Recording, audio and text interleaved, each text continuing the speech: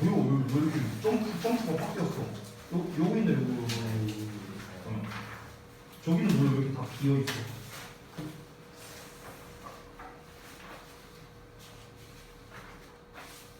진행형으로 써도 돼요, 이거는. 이건 상관없어. 이건 상관없는데, 오버를 빼놨네. 지난번에 배웠잖아, 이런. 얘, 이 노넘버라는 표현은 항상 동사 근처에다가 써준다고 생각하면 돼. 동사 근처에. 알겠지? 그리고 이런 거 대소문자도 잘 쓰고, 대문자 쓰면 안 되지.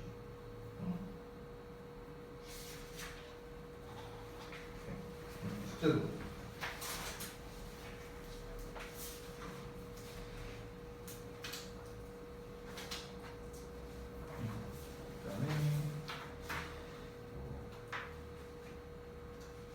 이것도 이따 같이 뽑아줘야겠구나. 고생했어. 자, 그래. 틀린 거는 수정을 해야 돼요. 알겠죠? 수정이 안 돼요. 수정을. 이거 보고. 알겠지? 하고 가야 되는데 저거.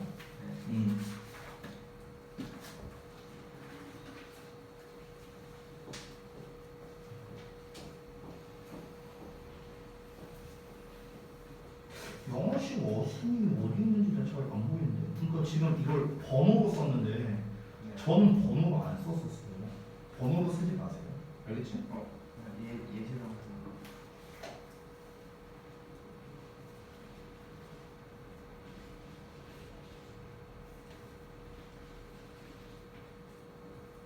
이렇게 하고 1번, 2번이라고 쓴다면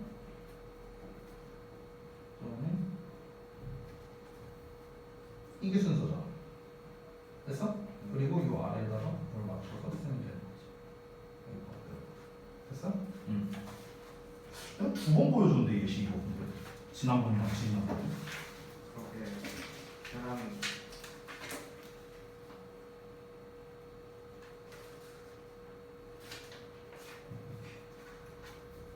단어는 좀 이거야 오늘 한 거? 아니 오늘 한 거 줬어? 내일 한번 왜 안 붙여놨어? 아직 그거 없어. 뭘? 페널티. 그건 뭐 상관이야? 시험 본 거는 붙일 수 있잖아. 일단 알았어. 자 그럼 봐봐. 인사 한 번만 할게.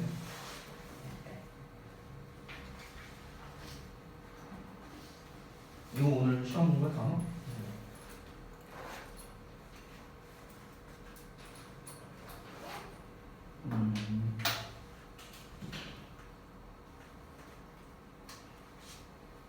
모노토너스 모노 있잖아 모노. 모노가 한 개라는 뜻이거든. 한 개라는 뜻이거든. 톤이지 톤. 이 톤은 목소리 톤 그걸 말하는 거야. 그럼 목소리 톤이 하나라는 거야. 목소리 톤이 하나로 그냥 계속 이렇게 얘기하는 거야. 간주로. 됐어?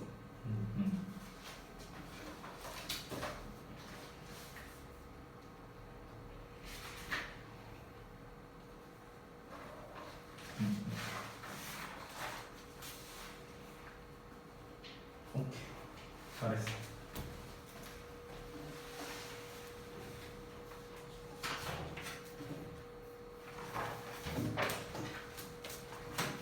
민지야, 이제 알 것 같아. 너는 조용할 때 열심히 하는 것 같아.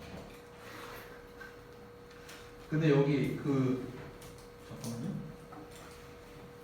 아니구나. 아니다.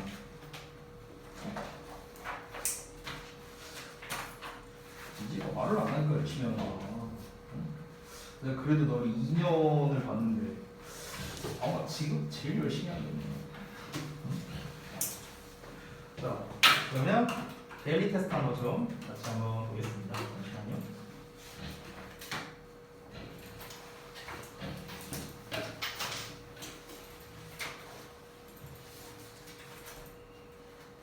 자, 가볍게 한번 볼게요. 자, 봅시다. 자, 1번부터. 새 한 마리가 날아가고 있었다는데 이 날아가고 있었다는 진행형으로 써도 돼요, 여러분들. 괜찮습니다. 그래서 flow로 써도 되고요. 아니면은 was flying 이걸로 쓰셔도 됩니다. 이건 상관없어요, 여러분. 중요한 거는 이제 이 덩어리를 어떻게 잡느냐가 중요한 건데, 자, 어순을 봤을 때 얘가 일단 맨 처음에 나오겠죠? 콤마가 있으니까요. 됐어요? 여기가 맨 처음에 나오고, 그 다음에 주어 나오고, 그 다음에 동사 나오고, 그 다음에 어떻게 해라? 둘 다 부사니까 얘가 먼저 나오고, 그 다음에 얘가 먼저 나온다. 이렇게 하라고 했었죠? 제가 영작할 때. 그래서 어느 날, one day 먼저 나왔고요. 새 한 마리가 a bird 날아가고 있다. flew 또는 was flying 둘 중에 하나. 그 다음에 Mr. Rainbow의 집 위로, Mr. Rainbow의 집 위로 먼저 나왔죠. 그 다음에 페인트 한 통을 가지고, 페인트 한 통을 가지고. 됐어요? 요 순서로 나온 거 확인 가능하죠. 두 번째. 그 거리는 더 이상 깔끔하지 않았지만 그것은 꿈들로 가득 차 있었다. 여기에서 이제 중요한 표현이 두 가지가 나왔는데 바로 no longer be full 이 두 가지입니다. 두 가지. 이게 중요한 거예요. 자, 그래서 우리가 보통 요 no longer라는 것 자체가 이게 더 이상 뭐가 아닌이라는 뜻이거든. 얘 자체가. 그래서 이 녀석의 위치가 어떠냐면은 우리 그 빈도부사의 위치 있지. 비조디 일 이딴 식으로 외우잖아. 비동사, 조동사 뒤에 오고 일반 동사 앞에 온다 이러면서 외우잖아요. 그렇죠? 그거랑 거의 똑같습니다. 위치가. 지금 여기에서는 was라는 비동사를 썼으니까 비동사 뒤에다가 no longer 이렇게 위치시켰다고 보시면 되겠습니다. 그리고 두 번째로 be full of라는 것 자체가 뭐뭐로 가득 차 있다라는 뜻이기 때문에 이제 이 수거 자체가 중요하고 바꿔 쓸 수 있는 표현 중에서는 우리가 be filled with라는 표현도 있는데 얘도 되게 잘 나옵니다. 얘도 좀 추가로 여러분이 좀 써주시기 바랍니다. be filled with 잘 나오는 표현이에요. 똑같은 뜻입니다. 여기에서 이제 차이점은요. full은 full 자체가 형용사인데 fill이라는 단어는 동사로서 채우다라는 뜻이거든. 채우다. 근데 채워져 있는 거다. 채움을 당한 거니까 수동태로서 filled라는 형태로 쓴 거예요. 자, 그 다음에 3번 보겠습니다. 3번 보시면 오늘 나는 샤워를 하지 않고 당당하게 학교에 갔다 이렇게 되어 있는데, 자, 여기 보면은 지금 이제 수식어가 굉장히 많이 나와 있습니다. 자, 여기에서는 일반적인 제가 아까 말했던 그 어순이랑은 약간 다릅니다. 왜 그러냐면 내가 알려준 대로 순서로 가보자면 일단 오늘 먼저 나오고 주어 나오고 동사 나오고 하나 이렇게 나와야 되는데 지금 순서를 보면은 당당하게라는 proudly가 먼저 나왔거든요. 자, 왜 그러냐면 이유가 간단합니다. 왜 그러냐? 자, 학교에는 요 부분이죠. 샤워를 하지 않고는 요 부분이죠. 그렇죠? 자, 당당하게는 요 부분입니다. 그죠? 자, 그러면 우리가 지금 딱 구성을 봤을 때 어떻습니까? 얘는 한 단어니까 앞에서 뒤로 그냥 이렇게 꾸며주는 거야, 동사를. 됐어? 근데 얘는 두 단어라서 얘보다 더 길잖아. 그러니까 얘보다 뒤에다가 이렇게 위치시킨 겁니다. 그리고 얘가 제일 길죠. 그래서 제일 긴 걸 이렇게 뒤로 뺀 겁니다. 여러분이 그 영문법 배울 때 가주어진 주어 다 배우잖아. 가주어진 주어를 쓰는 가장 근본적인 이유는 주어가 너무 기니까 꼴 보기 싫어서 뒤로 보내고 it을 쓰는 거지. 그치? 이게 가주어진 주어의 기본 개념이잖아. 그런 것처럼 영어는 꼭 가주어진 주어뿐만 아니라 뭐든지 간에 이 앞이 긴 걸 싫어해요. 대두를 싫어해. 대두를. 알겠지? 그래서 항상 이렇게 좀 이런 식으로 균형 있게 쓰는 걸 좋아해요. 짧은 거는 좀 앞에다가 배치를 하고 이렇게 좀 비교적 길게 나온 거는 이렇게 뒤에다가 배치한다. 이렇게 보시면 되겠습니다. 그리고 어법적인 특성을 또 하나 보자면은 여기 without이라는 전치사가 나왔어. 자, 우리 지난 시간에 배웠다시피 전치사 뒤에는 명사가 나오죠. 그렇죠? 자, 그런데 명사만 쓸 수 있는 건 아니고요. 지금처럼 동명사라는 형태도 쓸 수가 있는 겁니다. 됐어요?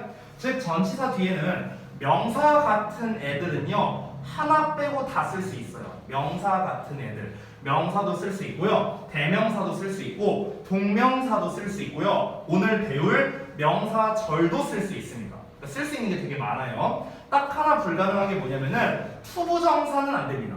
투부정사는 못 써요. 그러니까 taking이 아니라 여기다가 예를 들어서 to take 이렇게 쓰면은 땡이에요. 알겠죠? 요것만 좀 주의하세요. 자, 그 다음에 4번. 당신은 화난 얼굴을 하고 아무 말도 하지 않은 채로 떠난다 라고 되어 있습니다. 위에 거랑 이제 같은 건데요. 자, 화난 얼굴을 한다? 얼굴을 한다? 이걸 어떻게 해야 될까? 여기에 나와 있는 make가 바로 단서가 됩니다. 자, 내가 환한 얼굴을 한다는 거는 환한 얼굴을 만든다는 거겠지. 그치? 그래서 make라는 단어를 이렇게 쓴 거예요. 그리고 떠난답니다. 이 without은 위에 거랑 같은 패턴으로 쓰인 거예요. without 뒤에 또 동명사 ing 형태가 나온 이런 거를 확인할 수 있겠습니다. 우리 지난번에 준동사에 대해서 배울 때 준동사는 앞에 주어가 올 수 있고 뒤에는 보어나 목적어가 올 수 있다 이런 거 배웠었지. 그렇지? 그래서 지금 준동사 뒤에 뭐가 나왔습니까? 목적어 나왔고 준동사 뒤에 또 목적어가 나온 거를 다 확인할 수 있습니다.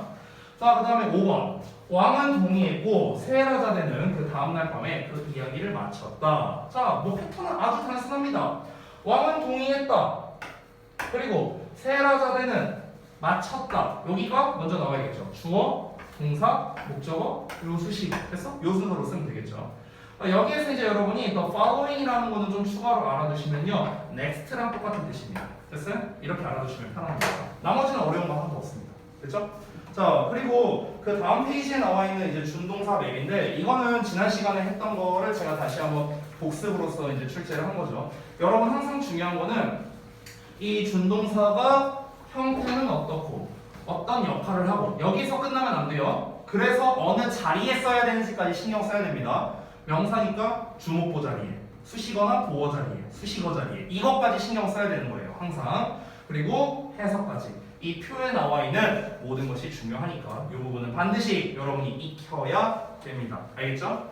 자, 이 정도로 해서 딜리는 간단하게 마무리를 하고요. 자, 오늘은 이제 그 다음 부분을 좀 볼게요.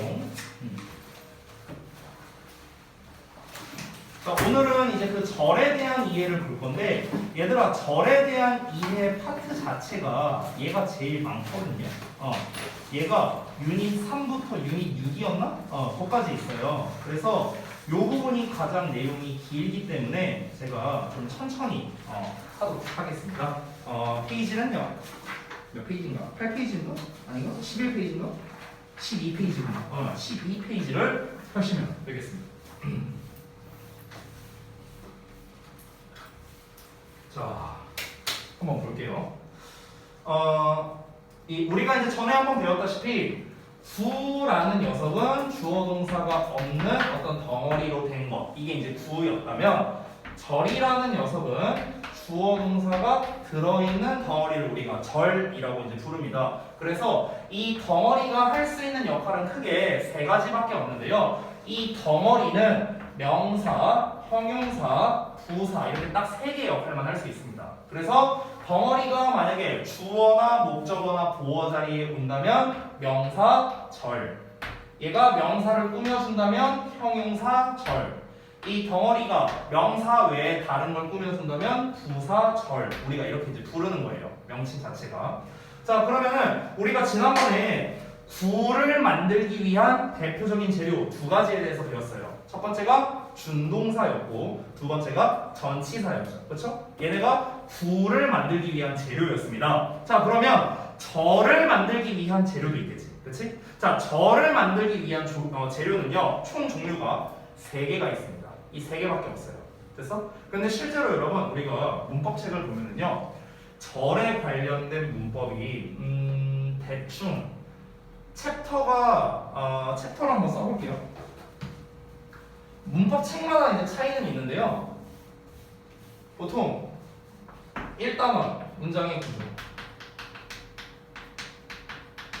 2단원 시제, 3단원 조동사, 4단원 수동태, 5단원 투부정사, 동명사, 7단원 분사, 8단원 비교구문, 9단원 접속사, 10 관계사, 11 가정법, 12 특수구문. 보통 이렇게 돼 있어요.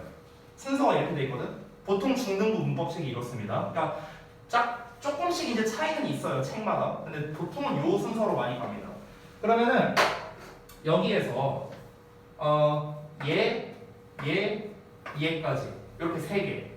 9단원, 10단원, 11단원 이 3가지가 전부 다 우리가 지금 배우는 절과 관련이 있는 문법들이에요. 전부 다. 접속사, 관계사, 가정법 전부 다 우리가 지금 배우는 절과 관련성이 있는 문법들입니다. 그러면은 오늘 제가 알려드리는 부분을 여러분이 잘 이해하신다면 그러면 이 세 개를 한 방에 처리해 버릴 수도 있어요. 특히 우리가 중학교 2학년 때 아마 여러분이 1학기 때 내신 대비할 때 대부분 학교가 관계대명사가 한 파트는 나왔을 거예요. 분명히 주격 관계대명사 또는 목적격 관계대명사 보통 이러면서 1학기 때 시험을 내거든요. 보통 나오지 않았나? 공화 중에서? 아니냐? 아니 기억이 안 나. 내가 재작년인가 했어갖고 2학년인데 아무튼가 그래서 그 관계대명사 배우면은 되게 많아요. 배울 게 엄청 많거든. 근데 결국 우리가 중요한 건 뭐냐면 기본을 기억하는 게 항상 중요하거든요. 어떤 문법을 배우든 간에. 그래서 오늘 제가 알려드릴 거는 그 기본 내용. 기본이라는 거는 여러분 기초가 아니에요. 기본은 정말 이걸 반드시 알아야 되는 필수적인 녀석이다. 그래서 미리 말하자면 쉽지 않을 수도 있어요. 쉽지 않을 수도 있는데 이걸 알면 모든 절 관련 문법에서 우리가 자유롭게 응용을 할 수 있습니다. 그러면 아주 쉬워져요. 아주 쉬워져. 그래서 하나씩 한번 알아보도록 하겠습니다. 자, 일단은 책에 나와 있는 거를 기준으로 3번까지 볼게요. 첫 번째, 자, 절이라는 건 무엇이다? 단어 2개 이상으로 이루어진 주어 동사가 있는 덩어리. 이걸 우리가 절이라고 부르죠. 그래서 종류는 아까 쌤이 말해줬다시피 명사절, 형용사절, 부사절 이렇게 세 가지가 있습니다. 자, 우리가 절이라는 녀석을 구분을 할 때 크게 주절과 종속절이라고 이렇게 구분을 하거든요. 자, 이거에 대한 설명을 좀 해드릴게요. 여기 아래 표에 써놨는데 자, 좀 자세히 설명드리면 용어가 좀 어려워 보이는데 어려울 거 없습니다. 일단 둘 다 절이라는 말이 있으니까 일단 주어 동사는 들어갑니다. 그렇죠? 자, 근데 여기서 주라는 말이 있잖아. 여기서 주라는 거는 주인을 말하는 거거든요. 주인. 즉 무슨 말이냐면은 이 절이, 요 절이 바로 주인이 되는 절이다라는 거예요. 주인이 되는 절이다. 즉 이 주어 동사가 문장 전체를 놓고 봤을 때 얘가 대빵이라는 소리예요. 그러면은 선생님 아니 그래서 얘가 대빵이라서 뭐 어쩌라고요? 어떻게 된다는 거예요? 내가 더 쉽게 말할게. 주절이 대빵이란 건 뭐냐면은 이 주어가 항상 1번으로 해석이 되고요. 이 동사는 항상 마지막에 해석이 된다는 거예요. 됐어요? 자, 내가 첫 시간에 얘기했던 건데 우리 이제 영어에서는 이제 영어랑 우리말은 어순이 다르고 영어는 위치가 중요한 언어다. 그리고 지난 시간에는 커뮤니케이션에서 정말 중요한 건 동사다. 이런 얘기를 했었고요. 그래서 우리말 속담에 한국말은 끝까지 들어봐야 안다. 이런 말도 했었죠. 그렇죠? 자, 한국말은 끝까지 들어봐야 안다. 왜? 맨 끝에 제일 중요한 말이 나오니까. 이거잖아요. 그렇지? 그러면은 이 동사, 이 주절에 있는 동사가 언제 해석된다? 우리말로 해석하면 맨 마지막에 해석된다고. 그러면은 이 문장 전체를 봤을 때 제일 중요한 핵심 단어는 뭐야? 얘야, 얘. 주절의 동사. 됐어?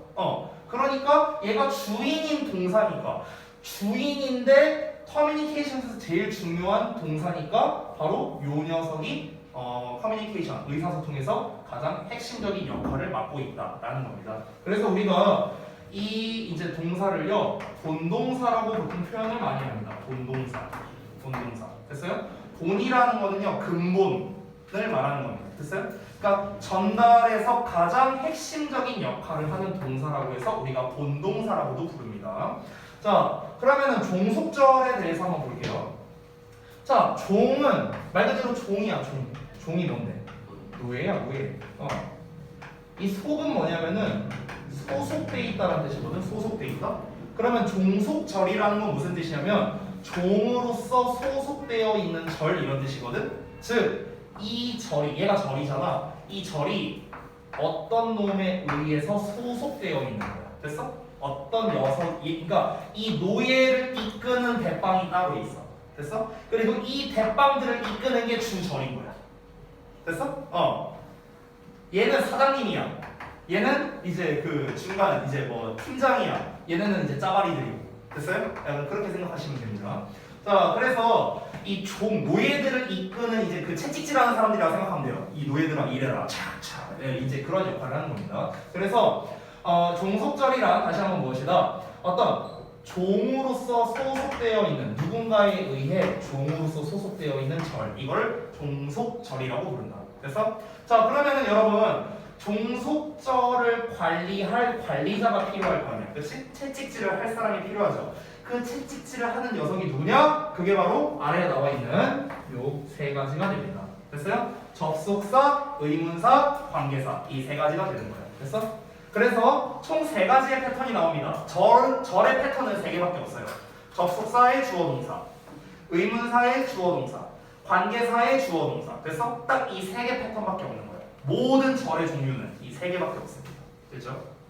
자, 당연한 말이지만 주절은 앞에 아무것도 못 옵니다. 얘가 사장인데 감히 사장을 누가 이끌어? 됐어? 그러니까 이 앞에는 아무것도 안 오는 거예요. 자, 그래서 4번까지 설명드렸고, 자, 이어서 말씀드릴게요. 우리가 절이라는 거에 대한 어법, 문법을 배울 때요, 정말 중요한 게 뭐냐면, 여기 이제 제가 써놨지만, 완전한 문장과 불완전한 문장, 이 개념이 굉장히 중요합니다.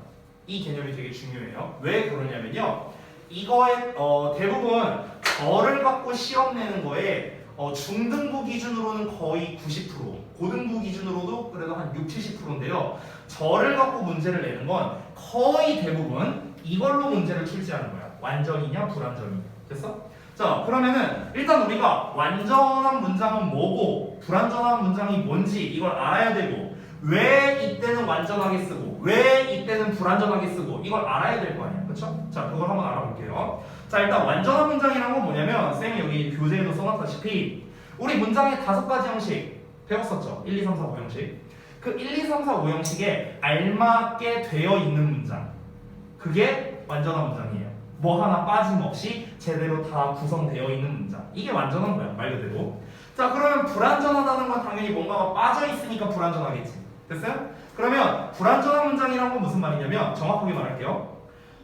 명사가 들어가야 할 자리에 명사가 빠져 있어. 이게 불완전한 문장이야. 자, 근데 명사가 들어갈 자리가 어디지? 주, 목, 보 자리죠. 주어, 목적어, 보. 주, 목, 보. 됐어? 여기가 바로 명사가 들어갈 자리란 말이야. 그러면 이 주어나 목적어나 보어 자리에 뭐가 빠져 있어. 그럼 이게 뭐야? 이게 불완전한 문장인 거야. 어렵지 않죠, 개념? 됐어요? 다 들어가 있으면 완전한 문장이야. 주어나 목적어나 보어 중에 하나가 빠져 있어. 그럼 뭐야? 불완전한 문장인 거야. 간단하죠? 자, 그러면 우리가 이 개념을 한번 적용을 해서 우리가 한번 직접 알아볼 건데, 여러분 잘 보세요. 여러분, 그 우리가 흔히 관계대명사를 배울 때 항상 여러분이 귀에 딱지가 들게 배우는 게 뭐냐면, 뒤에 불완전한 문장이 온다라는 거예요. 이거를 안 배울 수 없거든요. 관계대명사를 하는 한 불완전한 문장이란 멘트를 니네가 안 들어봤을 리가 없어요. 다 들어봤습니다. 그러면은 왜 불완전한 문장이 오는지를 우리가 그걸 알아야겠죠. 그렇죠? 자, 이렇게 생각하세요. 여러분, 어떤 문장을 우리가 말하든 간에 항상 문장은 완전하게 말해야 될까? 불완전하게 말해야 될까? 당연히 완전하게 말해야죠. 완전하게 말해야 이 사람이 뭘 말하고 싶은지를 확실하게 전달할 수 있을 거 아니야. 그렇지? 아니, 근데 왜 불완전하게 쓰냐고. 왜 그러냐? 잘 봐. 얘 이름을 잘 봐봐. 이름을 보면 관계대명사거든요. 대명사 보여요? 대명사? 대명사는 결국엔 뭐야? 명사야, 명사. 쉽게 말하면. 즉, 이 관계대명사라는 녀석 자체가 품사가 명사라는 거예요. 그럼 명사는 무슨 역할을 합니까? 주어나 목적어나 보어 역할하죠. 됐나요? 그래서 이 관계대명사가 주어 역할하면 주격 관계대명사 이렇게 부르죠. 얘가 목적어 역할하면 목적격 관계대명사라 부릅니다. 실제로 여러분이 아마 수업 시간에 배운 적은 없겠지만 얘가 보어 역할할 때는 보격 관계대명사라고 불러요. 근데 이거 문법책에는 안 나와 있어요. 몰라도 됩니다. 어쨌든 자, 그러면 잘 보세요. 얘가 이미 주어의 역할을 한다고 쳐봐. 자, 그럼 뒤에는 어떨까? 삼형식으로 쓸 거예요. 우리가 삼형식. 그럼 뒤에는 이렇게 나와야겠지. 그렇지? 여기까지 됐어? 자, 그럼 잘 봐봐. 지금 이 부분이 관계대명사야. 관계대명사. 그럼 여기만 봤을 때는 어때요? 얘가 없다고 쳐봐. 여기만 봤어. 여기만 보면은 주어가 없네? 그럼 뭐야? 불완전한 문장인데? 됐어? 됐어? 이렇게 되는 거야. 얘가 들어가니까 이제 어떻게 된 거야? 합쳐서 완전해진 거지. 이해됐어? 근데 얘가 없으면 불완전하잖아. 됐어? 관계대명사는요, 뒤에 불완전한 문장이 왜 오느냐? 얘가 이 세 개 중에 하나의 역할을 하기 때문에 그런 거예요. 됐어요? 자, 그러면 더 나아가서 관계 대명사만 갖고서 지금 선생님이 얘기했는데 대명사의 종류가 이것만 있는 건 아니죠. 땡땡 대명사 이렇게 붙이는 애들이 있을 거예요. 자, 예를 들어서 의문 대명사라는 애가 있어요. what, who, which 이런 애들을 우리가 의문 대명사라고 부릅니다. 그러면 얘도 어떨까요? 얘도 똑같이 뒤에 불완전하게 오겠지. 왜? 얘가 주어라면은 뒤에는 동사 목적어만 써야 되니까. 이해돼? 똑같은 거야 얘랑. 자, 여러분이 이제 배운 사람도 있고 안 배운 사람도 있을 텐데 복합 관계 대명사라는 것도 있거든요. 복합 관계 대명사 몰라도 돼요. 자, 근데 어쨌든간 뭔지 몰라도 돼. 근데 어찌됐든 걔도 대명사잖아. 그럼 걔도 뒤에 어떻게 나와야 돼? 불완전하게 나와야 된다는 거야. 이해되죠? 됐어요? 그러니까 제가 여기다가 팁으로 써놓은 게 뭐냐? 땡땡 대명사가 이끄는 절은 무조건 뒤에 불완전한 문장이 나오게 된다는 거예요. 아셨죠? 됐어요? 요게 핵심이 되겠습니다. 자, 그래서 여러분 항상 대명사는 뒤에 불완전하게 오고요. 그럼 우리가 반대로 접근해 볼게요. 땡땡 대명사 말고 아닌 애들도 있잖아요. 지금 여기 선생님이 종속절을 이끄는 녀석들이라고 해서 접속사, 의문사, 관계사 세 가지를 써봤잖아. 근데 쌤은 이 중에서 관계 대명사, 즉 땡땡 대명사에 대한 얘기만 했어. 그러면 접속사 이런 애들은 어떨까? 아니면 관계 부사 뭐 이런 애들은 어떨까? 라고 했을 때 쉽게 말할게요. 땡땡 대명사를 제외한 나머지는 뒤에 완전한 형태가 온다라고 생각하면 돼요. 됐어? 이 땡땡 대명사를 빼고 나머지는요 완전한 형태가 온다고 생각하면 됩니다. 됐어요? 왜냐면 우리가 문장에서 다시 한번 정리해보자. 이거 헷갈리면 안 돼. 자, 우리가 불완전한 문장이 뭐라고? 이게 없는 게 불완전한 거야. 됐어? 이게 없는 게 불완전한 거야. 근데 왜 이게 없게 써야 되는 경우가 있다? 이미 얘가 그 역할을 하고 있으니까. 됐어? 주어나 목적어나 보어의 역할을 대명사니까 할 수 있잖아. 그치? 근데 예를 들어 볼게요, 여러분. 접속사가 주어, 목적어, 보어 역할을 할 수 있어요? 아니잖아. 그럼 뒤에 어떻게 와야 돼? 다 써야지. 됐어? 다 써야지. 하나도 빼놓지 말고 다 써야지. 근데 여기에서는 얘가 주목보 역할을 할 수 있잖아. 그치? 그러니까 얘가 어떤 역할을 하느냐에 따라서 하나는 빼버려야지 뒤에 오히려. 이해돼요? 뭔 말인지 지금? 이해됐어? 영빈이 뭔 말인지 이해돼요? 됐어? 응. 자, 그래서 저기 뭐야 그 지금 이 전체적인 내용을 봤을 때 땡땡 대명사는 뒤에 불완전하고 나머지는 완전하게 온다. 이게 핵심입니다. 아시겠죠? 요거를 기억하면은요 문법이 특히 절에 대한 문법이 아주 쉬워집니다. 아주 쉬워져요. 자, 이거를 활용해서 한번 볼게요. 어떻게 되는지. 저는 이거를 이제 한 번 더 정리를 해서 이제 제가 다시 한번 전달했었는데 이거는 이제 또 제가 정규 수업에서 많이 설명했던 거거든요. 그래서 제가 항상 얘기하는 게 완수불명이라는 얘기를 되게 많이 해요. 선생님이 완수불명. 이 완수불명이라는 책에 안 써 있거든요. 그래서 요거는 좀 필기를 해주세요. 자, 완수불명이 뭐냐면은 완전한 문장. 얘는 이제 불완전한 문장 줄여서 쓸게요. 명은 명사를 말하고요. 수는 수식어를 말합니다. 또는 접속사일 수도 있어요. 이 개념이 그래서 나오게 됐는데 이 개념은 제가 고등학교 2학년 최상위 반에서도 설명하는 내용입니다. 그러니까 여러분이 지금 이거 알고 있으면요 너네는 고1보다 나은 거야. 고1, 2보다 니네가 나은 거야. 이거 알면은. 잘 봐봐. 다시 한번. 완전한 문장은요 뒤에 수식어 또는 접속사밖에 올 수가 없습니다. 그러니까 둘이 짝이야. 둘이 짝꿍. 불완전한 문장은 명사랑 짝꿍이에요. 이거는 방금 전에 내가 보여줬습니다. 됐어요? 왜 불완전한 문장은 명사랑 짝인가? 여기에 주어 동사만 나왔어. 그럼 어떻게 해야 돼? 목적어, 명사로 메꿔줘야 될 거 아니야. 그치? 그러니까 불완전한 문장은 명사랑 짝이야. 완전한 문장. 자, 오형식 구조 다 나왔어. 그럼 이제 여기에는 쓸 수 있는 게 뭐야? 수식어밖에 없어요. 주어도 안 돼, 동사도 안 돼, 목적어도 안 돼, 보어도 안 되니까. 됐습니까? 이런 이유 때문에 그런 겁니다. 그러면은 이 개념 자체는 별거 없거든요. 진짜 별거 없어. 근데 너네가 잘 이해만 하면 돼. 자, 일단 지금 여기까지 설명했는데 난 이해가 안 된다. 없어요? 전원 다 이해됐습니까? 다음 넘어가도 돼요? 자, 다음 거 넘어간다 그러면 우리가 이 완수적 불명이라는 개념을 이용해서 어떻게 문제를 푸느냐 이것도 내가 한번 보여줄게요. 구분을 어떻게 하느냐. 자, 그걸 한번 보여줄게.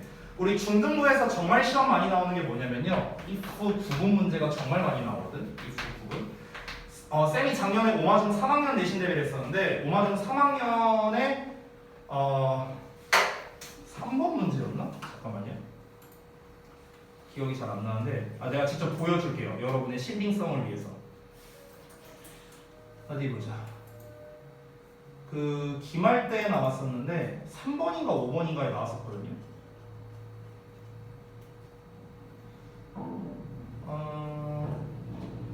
잠시만요. 유시험이 아니었나 보다.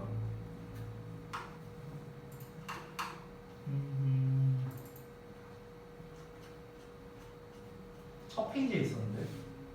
여기 있다. 이거 제 거 아니야? 응? 나중에 1팀 아니야, 너 아니에요. 너 시험 봤어요 작년에? 이거 중3 거예요. 작년 중3 거. 자, 여기서 한번 보실래요?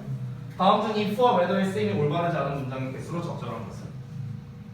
이렇게 나와. if를 구분하는 문제거든. 이게 정말 잘 나와요 중등부에서.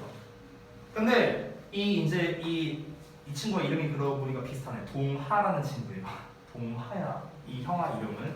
이 형아는 지금 현재 주역고를 다니고 있고요. 주역고에서 지금 전교 8등 정도입니다. 여러분 선배예요. 2년 선배라. 근데 이제 이 형아가 틀렸어요. 지금 틀렸어. 이거를 그때 쌤이 당시에 이제 작년에 그 오마중상을 할 때 8명 정도 있었거든요. 그때. 근데 그 8명 중에서 이걸 맞춰온 사람이 한 명밖에 없었어요. 한 명밖에 없었어. 그래서 내가 어떻게 풀었냐라고 물어봤거든요. 그러면 여러분 같으면 어떻게 풀 것 같아요? 대부분 학생들은요 그냥 해석으로 풉니다. 해석으로 풀어요. 자, 무슨 말인지 좀 자세히 보여드리면 if는 두 가지가 있거든요. 뭐뭐인지 아닌지 이런 뜻이 있고요. 여러분이 잘 알고 있는 뭐뭐라면 이런 뜻이 있어요. 이 두 뜻이 있는데 뭐뭐인지 아닌지는 명사절이거든요. 미리 말할게요. 명사절을 이끄는 접속사예요. 근데 뭐뭐라면 이런 뜻은요 부사절을 이끄는 접속사거든요. 자, 잘 봐봐. 쌤이 완수불명을 이용해서 어떻게 푸는지 보여드릴게요.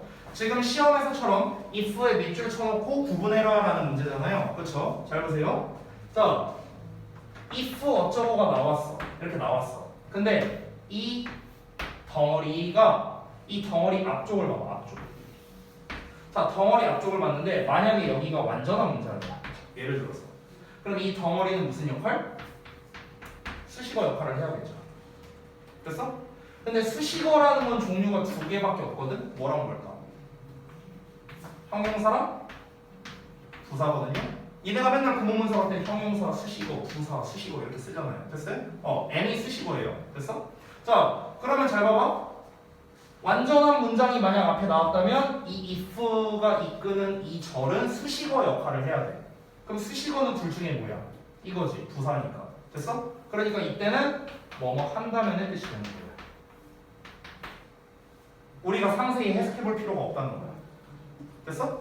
자, 근데 만약에 앞부분이 뭔가 빠져있는 불완전한 문장이야. 불완전한 문장. 그럼 이 덩어리는 명사 역할을 해야겠네? 맞아? 그럼 이 덩어리가 명사 역할을 해야 되니까 자연스럽게 뭐뭐인지 아닌지로 해석이 되는 거야. 됐어? 이렇게 구별하는 거야. 이렇게 구별하는 거. 저도 이렇게 풉니다. 저도 이렇게 풀어요. 예를 들어 볼까요? 자, 어떤 좀 특별한 특징이 나와 있는 A번 같은 거는 빼고 몇 가지만 볼게요. 예를 들어 B번 같은 경우 봐봐. 이게 덩어리잖아. 그치? 그러면은 I can't tell 이것만 나와 있어. 자, 나는 말할 수 없다 또는 구별할 수 없다 이런 뜻이거든요. 뭘? 안 나왔잖아. 이것만 갖고 전달이 안 되는, 즉 불완전한 문장이란 말이야. 불완전한 문장. 앞이. 그럼 여기서 if는 뭐야? 뭐뭐인지 아닌지를 해석하는 거야. 불완전한 문장이니까 명사가 와야 되고, 앞이 불완전하니까 명사가 와야 되고, 명사절 접속사니까 뭐뭐인지 아닌지 이렇게 되는 거야. 됐어요? 내가 지금 이 문장 해석했나요? 해석 안 했잖아. 해석 안 했는데 앞에 여기만 구문분석하고 맞춘 거예요. 그럼 이제 한번 검토해보자고. 맞는지 아닌지. 나는 구별할 수 없어. 그가 심각하게 그 위기를 받아들이고 있는지 아닌지를 나는 구별할 수 없어. 됐어? 해석상 전혀 문제 없죠. 이렇게 되는 거야. 이게 다 응용이 돼요. 선생님이 대표적으로 if로 말해줬을 뿐이지 이게 다 응용이 가능하거든요. 예를 들어서 D 같은 경우도 봐봐. whether라는 덩어리가 나왔거든. 참고로 여기서의 whether는 if로 바꿔 쓸 수 있어요. 그러니까 if라고 나왔다고 쳐볼게요. 자 그럼 봐봐. I don't know야. 나는 모른다. 이거 완전이야 불완전이야? 불완전이잖아. 불완전. 나는 모른대. 뭘 모르는데? 내가 가고 동혁아 쌤 모르겠어. 그럼 너가 나한테 뭐라고 물어볼까? 모를요? 이러지 않을까? 내가 뭐를 얘기를 안 했잖아. 불완전하잖아. 전달이 다 안 됐으니까. 됐죠? 자 그럼 뒤에 뭐가 나와야 돼? 명사 나와야 돼. 그래서 얘도 뭐야? 얘도 뭐뭐인지 아닌지. 내가 지금 해석했어요? 안 했어요. 전 이렇게 아주 쉽게 풉니다. 이도 한번 볼 거야? 얘도 똑같아. The question is 이렇게 나왔어. The question is야. 질문은 이다. 완전이야 불완전이야? 불완전. 그럼 얘도 뭐야? 뭐뭐인지 아닌지. 명사라. 이렇게 하는 거야. 됐어? 제가 지금 몇 개 샘플로 보여줬는데 이게 지금 중3 시험지, 작년 중3 시험지고요. 그리고 이 문제는 전교생들 중에서도 맞춘 사람이 별로 없었습니다. 근데 이게 어렵나요? 내가 지금 한 대로 하니까 어때요? 지금 제가 설명하면서 해도 1분도 안 걸렸어요. 이거 지금 하나, 둘, 세 개 분석하는데 1분도 안 걸렸다고. 말하면서 했는데도. 됐어? 그러니까 결국에 우리가 요 개념만 잘 알고 있고 요 개념만 안다고 해서 풀 수는 없어요. 왜냐면 아니 if가 무슨 역할을 하는지는 알아야 우리가 풀 거 아니야. 그렇지? 그러니까 이 공부도 중요해요. 이 공부도 중요한데 일단 이거의 기반이 되는 큰 틀은 이거거든요. 완수적 불명령. 됐어? 그러니까 우리가 이거를 알면은 다른 쪽에 이렇게 적용을 할 수 있다는 겁니다. 이거를 좀 더 여러분이 응용하면은 어디까지 가능하냐면 우리 중2 때 많이 나오는 시험이 투부정사 구분하는 시험 되게 잘 나오거든. 투 동사원형에 밑줄 쳐놓고 쓰임새가 같은 거 골라라 다른 거 골라라 이런 거 되게 잘 나온단 말이야. 그러면은 그때 선생님은 어떻게 알려주는 편이냐면요. 자 한번 볼게요. 예를 들어서 어쩌고 투 동사원형 이렇게 나와 있어. 밑줄 딱 쳐져 있어. 또 여기에 막 투 동사원형 밑줄 딱 쳐져 있어. 그럼 여기가 예를 들어 뭐 보기야. 그러면은 얘랑 쓰임새가 같은 거 골라라 다른 거 골라라 뭐 이런 문제 내는 거야. 그러면은 선생님은 어떻게 구분하느냐? 잘 보세요. 앞부분을 구분해서 해보는 거예요. 똑같이. 이거 똑같이 하는 거야. 얘처럼. 똑같이 해갖고 여기가 완전해. 그럼 얘는 뭐야? 수식어라는 소리야. 됐어? 그럼 투부정사가 수식어라는 거는 형용사나 부사로 쓰였다는 거야. 됐어? 근데 투부정사는 명사, 형용사, 부사 세 가지 역할을 하잖아. 지난번에 배웠다시피. 근데 명사는 일단 불가능하네. 앞이 완전이니까. 됐어? 그러니까 일단 요 녀석은 뭐뭐 하는 것으로는 해석이 안 되는 거야. 됐어? 이렇게 구분하는데 또 우리가 응용할 수 있는 거예요. 되셨나요? 자, 응용할 수 있는 게 보면 여기 잘 떨어져. 응용할 수 있는 여지가 아주 많이 있습니다. 자, 지금까지는 제가 중등부 수준에서 보여드렸고요. 고등부 수준도 한번 보여드려야죠. 자, 여러분 고등학교 시험지 한번 보여드릴게요. 고등학교 시험지. 똑같이 이 친구 거 주역국어 시험지인데요. 이것도 전교생에서 정답률이 20%도 안 됐습니다. 5번인가 그랬네. 잠시만요. 5번 문제.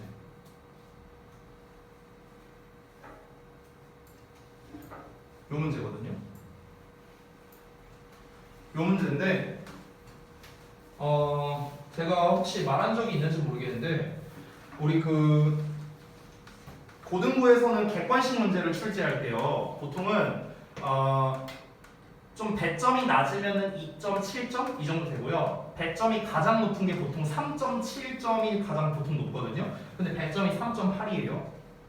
오케이? 그러니까 배점이 거의 제일 높은 문제라고 보시면 되겠습니다. 그래서 대부분 학생들이 틀렸어요.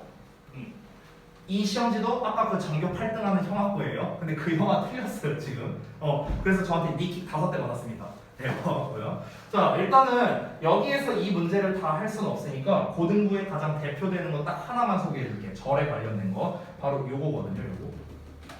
요건데 자, 이거를 이제 우리가 지금 뭐 문법 수업을 하는 것처럼 보이니까 제가 그냥 가볍게 하고 넘어갈게요. 아주 자세히 하진 않겠습니다. 자, that을 제가 2개 쓰고 what을 하나 써볼게요. that과 what을 구분하는 문제가 굉장히 많이 나옵니다. 예. 여기에 what에 밑줄 쳐져 있죠. 이 문제가 뭐냐? what을래 that을래 문제예요.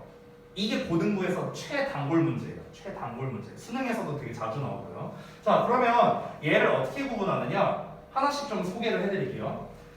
이때 that이 관계 대명사로 쓰이는 that도 있고요. 접속사로 쓰이는 that이 있고요. 또 관계 대명사로 쓰이는 what이 있습니다. 자, 여러분은 지금 이 해석을 정확하게 몰라도 돼요. 우리는 그래도 뭘 알 수 있습니까? 뒤에 어떤 문장이 오는지는 알 수 있어요. 적어도. 자, 얘는 대명사네? 그럼 땡땡 대명사니까 뒤에 뭐가 와야 돼? 불완전이 와야 돼. 얘도 어떨까? 땡땡 대명사니까 불완전이 와야겠지. 됐어? 얘는 접속사네? 그러면 완전히 와야겠죠. 됐어요? 이건 우리가 알 수 있잖아. 그렇지? 자, 그럼 이 상태에서 덩어리를 다 이렇게 만들어 볼게요. 덩어리. 전부 다 절이 됐습니다. 자, 그럼 이 절은 무슨 역할을 하는지 여러분이 모를 수 있으니까 제가 하나씩 말씀드리면 이 절은 형용사 역할을 합니다. 얘는요. 얘는 명사고요. 얘도 명사예요. 자, 형용사라는 건 곧 수식어란 소리죠. 됐어요? 그러면 얘는 앞에 완전히 올까 불완전히 올까? 이게 수식어래. 덩어리가 수식어래. 그럼 앞에 뭐가 와야 돼? 완전히 와야겠죠. 됐어요? 자, 이 덩어리가 명사야. 그럼 앞에는 불완전. 자, 얘도 덩어리가 명사니까 앞에 불완전이 와야겠네. 됐어요? 됐어? 자, 이걸로 푸는 거예요. 한번 해볼까요? 어려운 문제예요. 전교생이 20%도 못 맞춘 문제입니다. 대부분 근데 학생들이 뭐 때문에 많이 틀렸냐? 실제로 얘 때문에 많이 틀렸어요. 얘 때문에 많이 틀렸어. 실제로. 이 개수 고르는 문제거든요. 틀린 거 개수 고르는 거. 한번 볼게요. 주어 우덴 커스트 동사. 자, 여기가 구문 분석이 조금 어렵거든요. 얘가 간접 목적어고요. 얘가 직접 목적어예요. 코스트가 4형식으로 쓰일 수 있거든. 너에게 그 비용을 지불하게 하다. 너에게 지불하게 해주다. 뭐 이런 식으로 이제 좀 해석이 됩니다. 자, 그럼 잘 봐. 주어, 동사, 반목, 직목 4형식 완전한 문장이네. 앞부분이. 됐어? 그럼 뒤에는 수식어 자리네. 자, 이 세 개 봐봐요. 앞이 완전한 문장이 나오는 거는 얘밖에 없네. 그치? 나머지 다 탈락이잖아. 그치? 그럼 자연스럽게 얘 답이 뭐가 되는 거야? 대시 되는 거예요. 됐어요? 이렇게 푸는 거야. 제가 뒤에 봤어요? 뒤에 보지도 않았어요. 이렇게 푸는 거야. 이렇게. 됐어? 고등부 문제도 어때요? 똑같습니다. 됐어? 그러니까 이 개념은요, 중등부, 고등부 나눠서 하는 게 아닙니다. 아까도 말했잖아요. 제가 대학원 수준의 영어를 할 때도 전 이걸로 풀었어요. 대학원 수준의 영어를 할 때도. 됐어? 그러니까 그냥 여러분이 영어를 평생 배우는 한 알면은 쓸모가 있는 그런 개념이니까 이거 잘 배워가세요. 이 개념 대부분 모릅니다. 대부분 몰라요. 제가 좀 과감하게 말할게요. 강사들도 이거 잘 몰라요. 선생님들조차도 이 개념 모르는 분들 되게 많아요. 그래서 제가 여러분께 알려드리는 겁니다. 알면은 우리가 얘가 덩어리가 무슨 절인지만 알면은 아주 쉽게 이렇게 문제풀이에 적용을 할 수 있는 거예요. 됐어요? 물론 우리가 이제 배우고자 하는 거는 영작이긴 하지만 절이라는 거는 영작도 영작인데 어법에서 되게 중요한 게 많이 나오거든요. 지금처럼요. 이렇게 절에 관련된 어법이 나오기도 했었죠. 그래서 이 부분은 워낙 중요해갖고 제가 좀 추가로 설명을 드린 겁니다. 됐죠? 자, 그래서 오늘 아주 중요한 이제 완수불명이라는 이제 개념에 대해서 배워봤는데, 자, 그러면 이제 나머지 부분들, 자, 종속절 맵이라고 이제 써놓은 게 있습니다. 문제가 뭐냐? 여러분이 완수불명은 알았어. 근데 종류, 이 모든 거를 여러분이 다 모르잖아. 그래서 관계대명사 대신 무슨 절이고 접속사 대신 무슨 절이고 해석은 어떻게 되고 이건 모를 거 아니야. 그렇지? 그래서 그걸 정리해 놓은 겁니다. 그걸 정리해 놓은 거야. 이거요. 좀 여러분 입장에서 되게 많고 좀 약간 빡세다고 느낄 수 있거든요. 근데 어려울 필요 없습니다. 잘 보세요. 자, 접속사야 완전이야. 접속사 완전이야. 대명사야 불완전이야. 부사 수식어지? 수식어니까 완전이야. 자, 명사야 불완전이야. 됐어? 우리가 배운 거 그대로 나온 거야. 됐어? 그리고 대명사야 불이야. 부사 수식어니까 완전이야. 됐어? 접속사니까 완전이야. 됐어? 다 이거야. 다 이거. 됐어? 그러니까 여러분은요, 얘네들 뒤에 뭐가 오는지 정도는 다 알 수 있다고. 이제는 이건 알 수 있다고. 근데 여러분이 모르는 거는 그래서 이 덩어리가 다 절이잖아요. 이 덩어리가 다 절이죠. 이 절이 이제 무슨 역할을 하느냐, 이제 그거를 매칭시켜야겠죠. 됐어? 그 덩어리가 무슨 역할을 하느냐? 얘네들이 명사 역할하고, 얘네들은 형용사 역할하고, 얘네들은 부사 역할을 한다는 거야. 됐어요? 그러면은 얘네 앞에는 어떻게 올까? 이 덩어리들 앞에, 이 덩어리들이 전부 다 명사들이니까 이 덩어리 앞에는 불완전이 오겠죠. 이해돼? 뭔 말인지? 이 덩어리들은 수식어잖아. 형용사니까. 이 덩어리도 수식어잖아. 부사니까. 그럼 이 덩어리들 앞에는 전부 다 완전한 문장이 오는 거라고요. 됐어요? 됐어? 그럼 이제부터 여러분 남은 미션은 뭡니까? 얘네가 해석이 어떻게 되는가? 요거 알면 절 문법 끝입니다. 내가 과감하게 말할게요. 이 표, 지금 이 표에 나와 있는 내용, 그리고 얘네 앞에 이것만 써주세요. 이게 표에 안 나와 있습니다. 내가 좀 정신없게 했으니까 좀 지우고 이것만 여러분이 추가로 써주세요. 요 명사절 앞에 불완전이 나온다. 얘네 앞에는 완전이 나온다. 이것만 좀 써주세요. 됐어?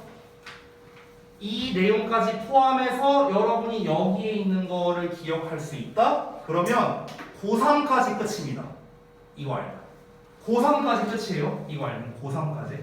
고3까지 여러분 써먹을 수 있습니다. 더 정확하게 말하면 평생 써먹을 수 있어요. 대학교 가서도 써먹을 수 있습니다.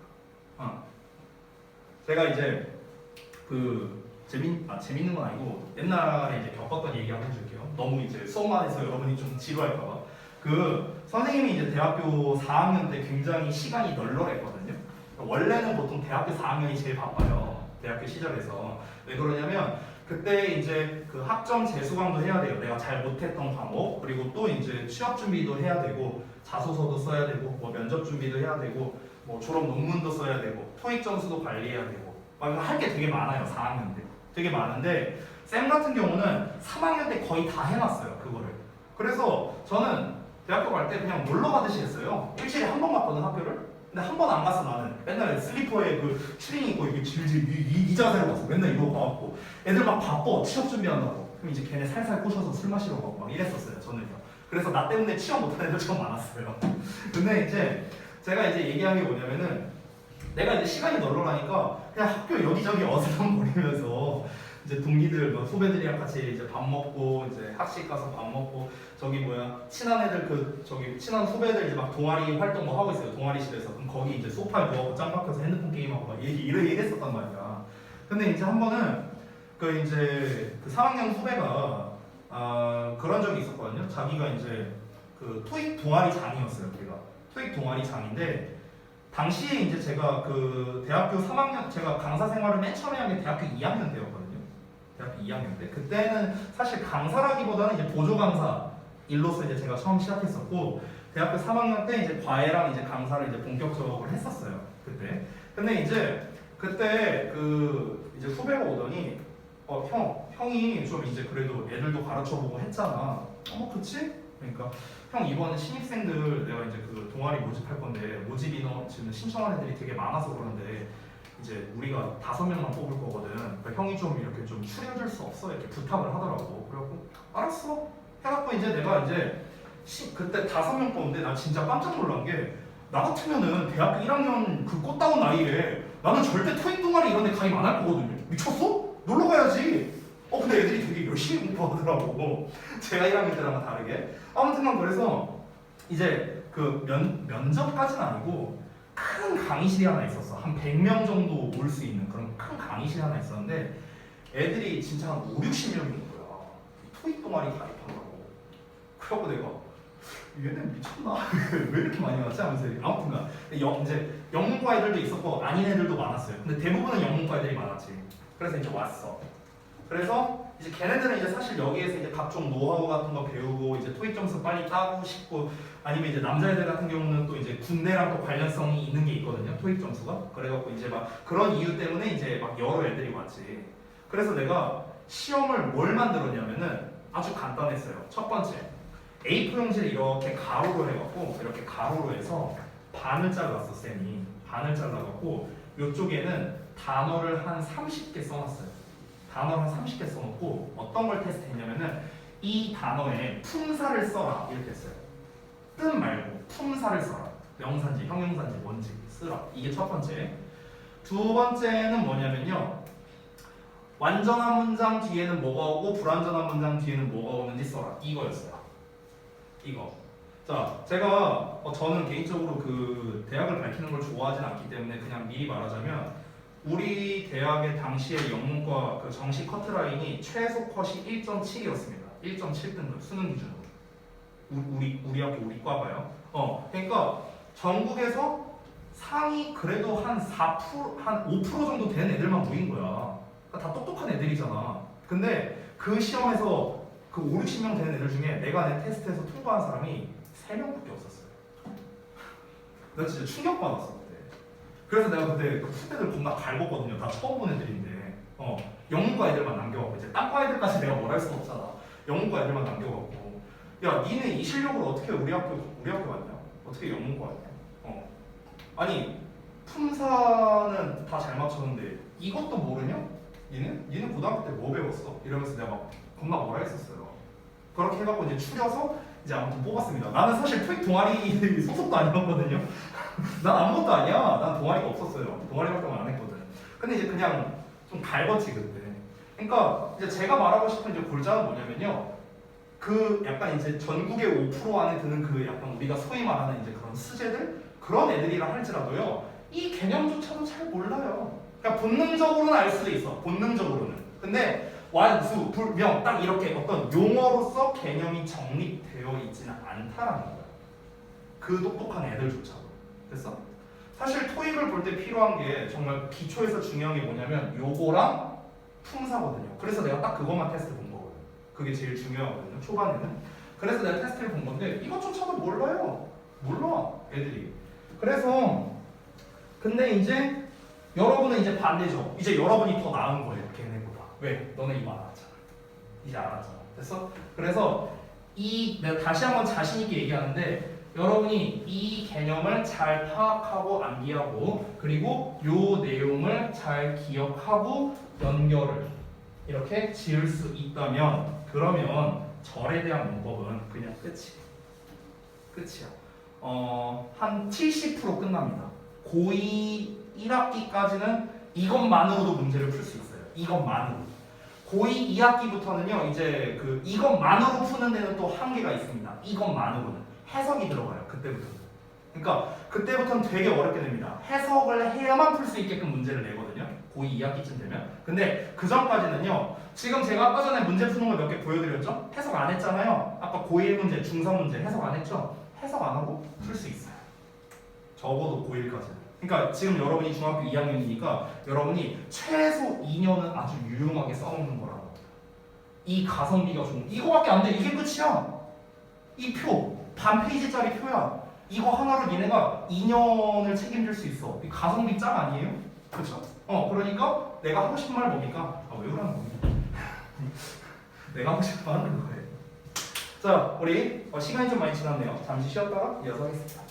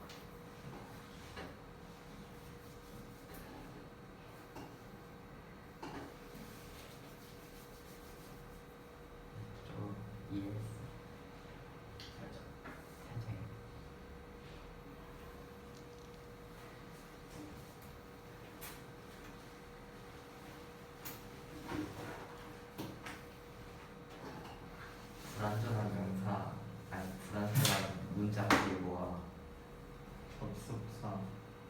수시. 뭔 소리야? 접속사 나오잖아. 그거는 그거 완전한 완전- 문장이잖아. 완전한 문장. 그거 무슨 시간에 이걸 해? 수식어도 똑같아. 잘게. 완전한 문장 뒤에 접속사랑 수식어로 나오지. 반대로 그래. 그게 그거지. 제대로 안 되던데. 조용히 해. 완전 그러면 불완전한 명사 아니 불완전한 문장 뒤에 뭐가? 명사. 명사 절. 그게 그거지. 좀 열심히 했는데 안 열심히. 경빈아 너 그거 몇개 탔어요? 엄청 많이 써요. 생명 다 받.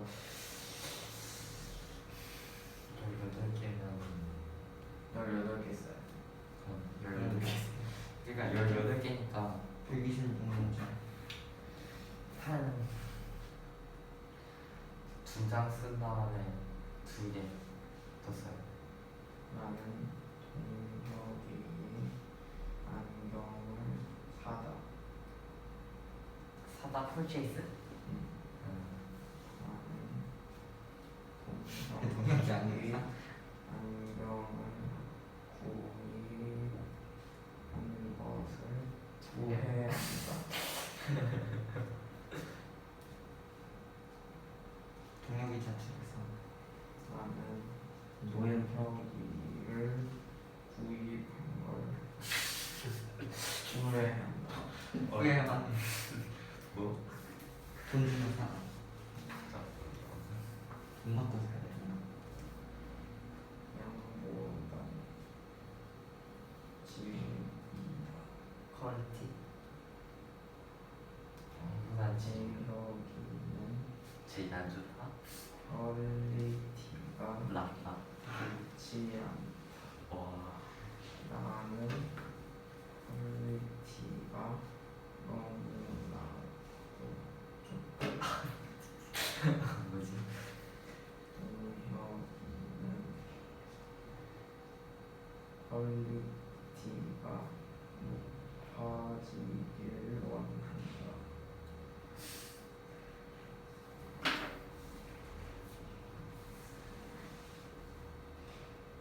안에 그거 하자. 왜 무슨 소리 난다고? 뚱소리가 누나는 왜 들려가지고. 지금도 왜? 어? 우리 바닥 그래.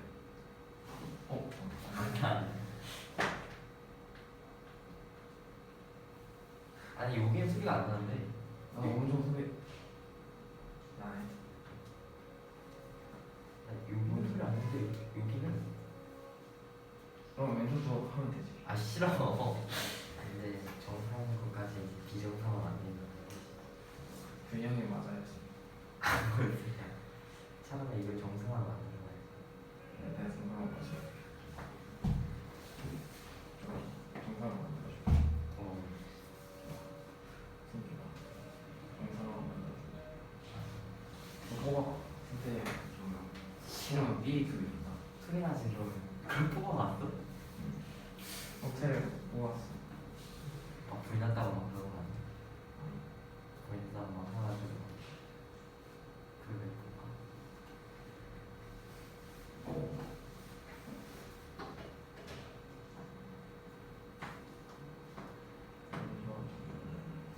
대신 접속사를 어떻게 써? 퀄리티가 좋지 않은 소준아 조용히. 대신 접속사 조용히 조용히. 뭐라고? 대신 접속사를 어떻게 썼지?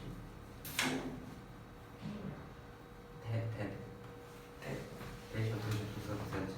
그래서 THE 하고 있습니다. 만약에 어찌고찌고 대 말하면 저거 대신 나 저거 나가려고 했는데 나가기 싫어졌어. 대신 접속사를 어떻게 쓰는지 아는 사람 THE T로 쓰냐고 THE.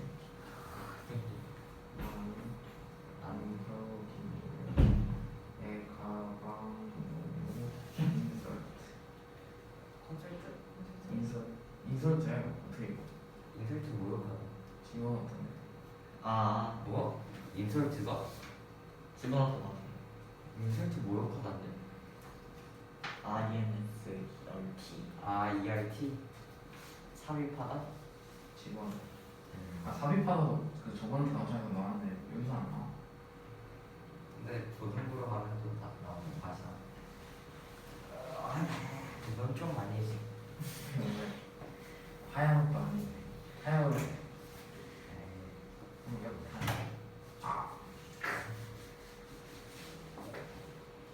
insert INSERT는 뭐가? 아니야. 아니야? 맞아 맞아.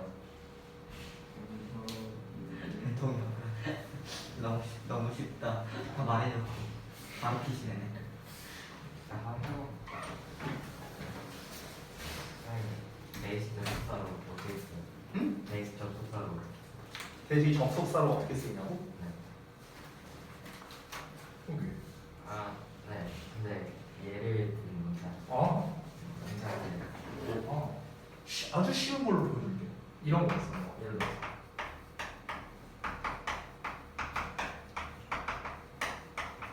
이런 거. 그게 여기서 이제 대신 어떻게 되냐면 주어 나왔고 동사 나왔고 이 대시 불완전하니까 명사절.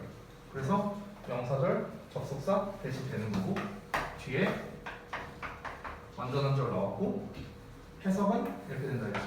나는 알고 있어. 그가 정직하다는 것, 하는 것. 됐어? 다 떨어지죠? 자, 그래서 이론편은 이제 다 봤는데 여기 이론편에서 오늘은 좀 이제 그 추가로 설명드릴 게 하나가 더 있는데요. 어디냐면은 15페이지를 좀 펴주시겠어요, 여러분? 15페이지? 15페이지를 보면은 상관 접속사 간접 의문문 이렇게 나와 있어요. 근데 여기에서 상관 접속사 부분에 대해서만 제가 좀 설명을 드릴게요. 왜 그러냐면 여러분이 오늘 작문을 하는 부분 그랬거든요. 여러분이 오늘 작문하는 부분에서 그 상관 접속사에 대한 게 나오거든요. 그래서 이 부분만 제가 좀 추가로 설명을 드리겠습니다. 아, 너네 채점할 시간 별로야. 시간 20분밖에 안 남았는데. 빨리 해볼게요.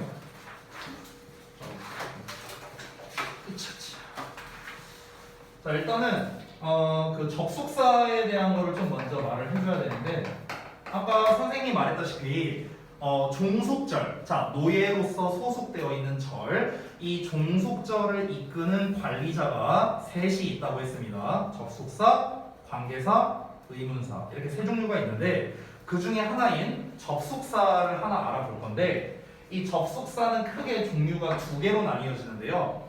첫 번째는 조금 어려운 말인데 등위 접속사라는 게 있고요. 두 번째는 종속 접속사라는 게 있거든요.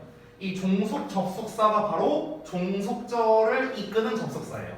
됐어? 그래서 종속 접속사의 종류가 뭐가 있냐? 우리가 아까 봤던 뭐 that이라든가 뭐 예를 들어 여러분이 잘 알고 있는 because라든가 if라든가 before, 뭐 since, as 등등등 이런 게 다 종속절을 이끄는 접속사들을 말합니다.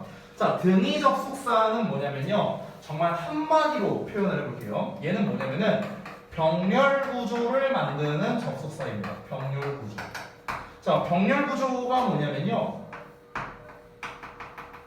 앞뒤가 같은 형태를 말합니다. 이걸 우리가 병렬 구조라고 하거든요. 전화번호 말고요. 앞뒤가 똑같은 전화번호 말고 앞뒤가 똑같은 형태. 이걸 우리가 병렬 구조라고 말합니다. 그래서 등위 접속사의 대표적인 예시가 뭐냐? 여러분이 너무나도 잘 알고 있는 이런 애들이다.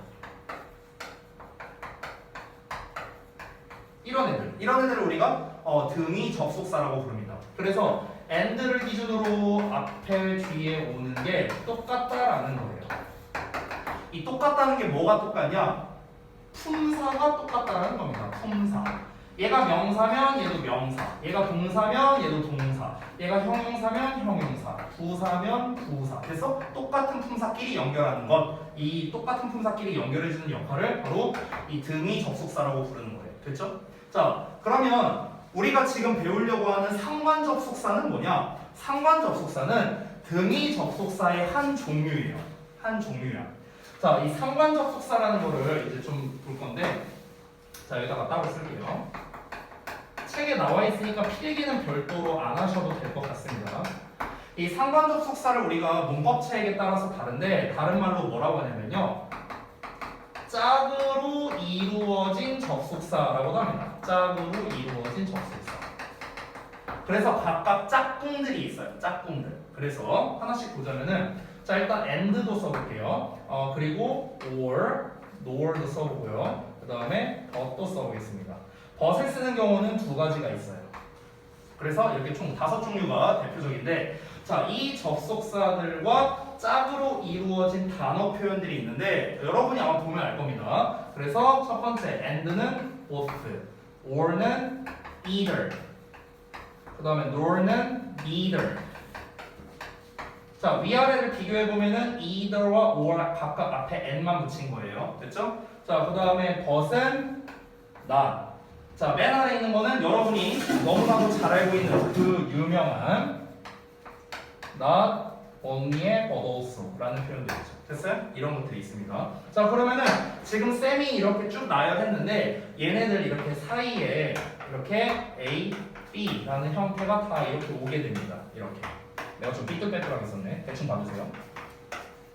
자, 이렇게 나옵니다. 이렇게. 자, 그러면 아까 말했다시피 이 A와 B는 어떻다? 똑같은 품사끼리만 연결되어 있는 거야. 명사끼리, 동사끼리, 형용사끼리, 부사끼리. 됐어요? 이런 식으로. 자, 그러면 만약에 얘네가 명사로 나왔다고 한번 쳐볼게요. 얘네가 명사가 나왔어. 막 I, you 막 이렇게 나왔다고 쳐볼게. 자, 그러면은 명사로 나왔으면은 주어나 목적어나 보어 셋 중에 하나를 해야 될 거 아니야. 맞지? 자, 그런데 얘네 전체가 다 주어로 쓰였다고 한번 해볼게요. 주어로.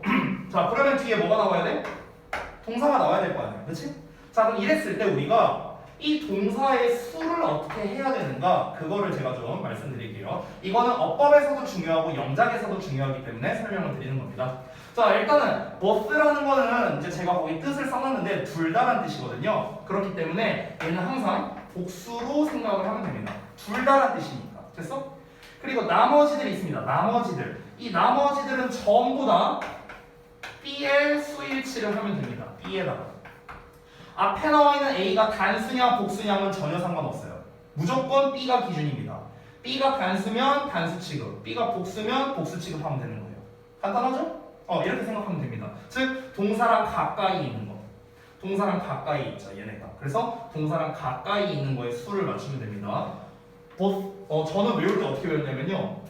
보스는 복수 취급이다. 이렇게 배웠어요. 욕한 거 아니에요. 알겠죠? 보스는 복수 취급이다. 네, 이렇게.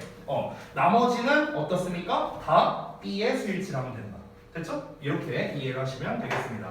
해석이나 이런 거는 이제 제가 거기다가 다 써놨으니까 거기 있는 부분을 좀 참조하시면 좋을 것 같습니다. 이 부분만 이제 제가 좀 추가로 설명을 드렸어요. 왜냐면 아까 말했다시피 우리가 오늘 해야 하는 이제 135제에는 이 내용들이 나와 있어서 그렇습니다. 자, 그러면은 이제 시간이 약 10분가량 남았는데요. 아마 오늘은 그 135제 뒷부분을 할 시간이 좀 부족할 것 같아요. 일단은 제가 여러분이 지난번에 55번까지 숙제로 해오셨잖아요. 그래서 그 부분에 대한 답지를 먼저 뽑아드릴게요. 그래서 여러분이 영작한 게 맞는지를 먼저 좀 채점을 해주시고 그러면 제가 또 돌아다니면서 한글 구문 분석이나 영어식 어순 배열 이게 맞는지 저는 점검을 해드리겠습니다. 자, 그래서 만약 채점을 다 하고 점검을 다 했다면은 그러면은 뒷부분을 미리 하고 계셔도 됩니다. 자, 숙제를 좀 미리 말씀드리면 숙제는 요 135제는 4회차 그러니까 95번까지 해오시면 됩니다. 95번까지예요. 56번부터 95번까지가 숙제고요. 이론표는 오늘 우리가 배웠던 내용, 즉 13페이지 개념 테스트가 숙제가 됩니다. 되셨죠? 자, 숙제 다 말씀드렸습니다. 13페이지, 이론표는 13페이지, 그리고 우리 135제는 95번까지가 숙제가 되겠습니다. 되셨죠? 자, 그러면은 잠깐만요. 영상을 끊고